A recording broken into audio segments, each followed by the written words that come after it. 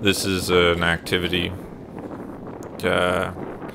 If you, I saw these birds, and you go to the supermarket and get some dried beans, and you put them in the lid of a cardboard box, and you slide them around where the birds are.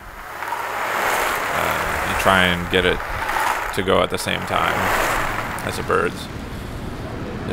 You know, for the weekend or something. It's pretty tricky to do it just right. You gotta, it takes a little while to get good. But,